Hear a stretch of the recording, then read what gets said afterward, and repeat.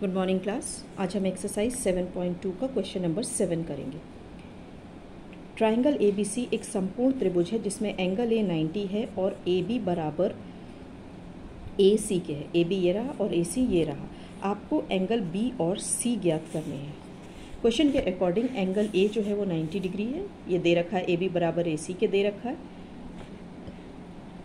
और जब AB और AC बराबर होते हैं, देखिए AB और AC जब दो भुजाएं बराबर होती हैं तो उनके जो बेस एंगल्स होते हैं वो बराबर होते हैं। रीज़न दे रखा है यहाँ पर एंगल C बराबर एंगल B के, क्योंकि ये समान भुजाओं के सम्मुख कोण है। जब भुजाएं बराबर मेजरमेंट की होती हैं तो उनके कोणों का मेजरमेंट भी सेम होता है। अब हम इस ट्राइंगल में दोबारा आते हैं।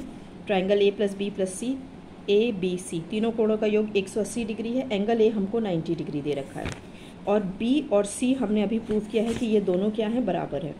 तो एंगल B और C बराबर में हम ये मान सकते हैं कि एंगल C एंगल B के बराबर है, या आप दोनों को X भी मान सकते हो, ठीक है ना। यहाँ इस बुक में ऐसा कर रखा है।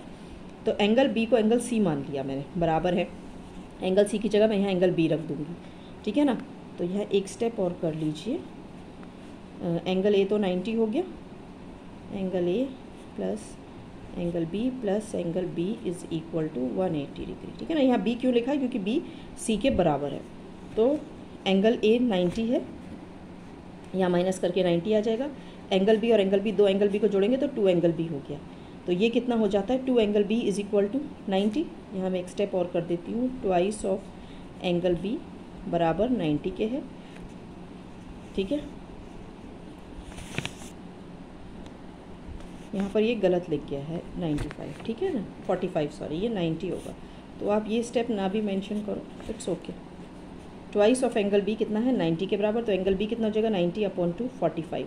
तो एंगल B किसके बराबर है, एंगल C के बराबर है। तो एंगल C भी 45 और एंगल B भी 45, ये हमको कैलकुलेट करना था। क्वेश्चन नंबर 8 कहता है दर्शाइए कि किसी समबाहु त्रिभुज का प्रत्येक कोण 60 डिग्री होता है।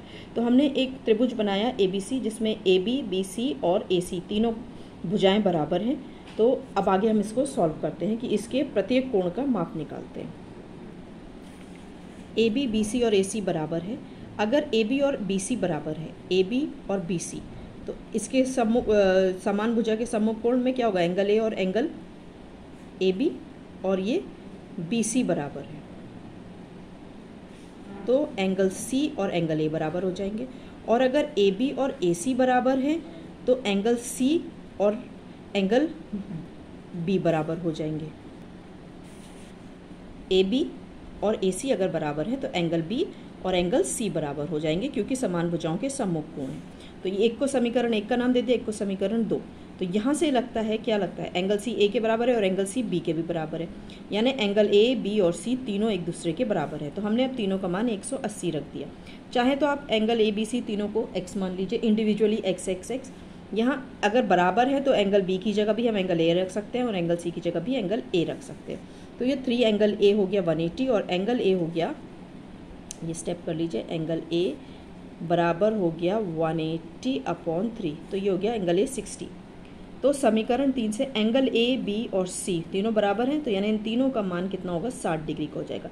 इसका अर्थ है कि समबाहु त्रिभुज का प्रत्येक कोण 60 डिग्री का होता है। Okay student, this was all for today. इसके साथ ही एक्सरसाइज खत्म होती है। नेक्स्ट क्लास में हम एक्सरसाइज स्टार्ट करेंगे।